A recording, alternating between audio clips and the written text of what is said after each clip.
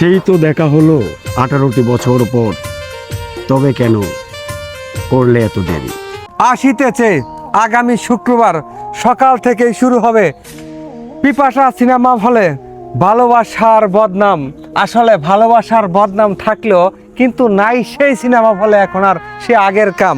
অর্থাৎ এই অঞ্চলের সবচেয়ে জনপ্রিয় যে সিনেমা হলটি ছিল পিপাসা সিনেমা হল, বিলাগী অঞ্চলে হাতিরদিয়ার বাজারের নিকট, যেখানে সকাল 10টা থেকে মানুষের পরিপূর্ণ থাকতো একটা সময়। প্রতি শুক্রবার যখন আসতো এখানে লোকের যেন বন্যা ভাসতো, কারণ তখনকার সময়ের বিনোদন প্রেমীদের একমাত্র আশ্রয়স্থল ছিল এবং মাধ্যম ছিল এরকম সিনেমা হল।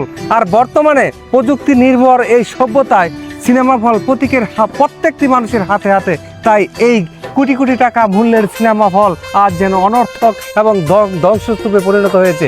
সেখানে দাঁড়িয়ে আমি এমন একজন লোকের স্মৃতিচারণে যাব আমি হারিয়ে, যিনি এই নরসিংদী জেলার মনোহরদী উপজেলার হাতিরদিয়ার অন্যতম একজন আমার প্রিয় ব্যক্তি। তিনি হচ্ছেন গীতিকার নিহার আহমেদ।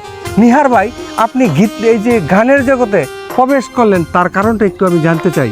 বলা থেকেই আমার লেখালেখির প্রতি আকর্ষণ। প্রথমে আমার ছড়া দিয়ে, তারপর কবিতা দিয়ে, গল্প লেখা দিয়ে, হ্যাঁ।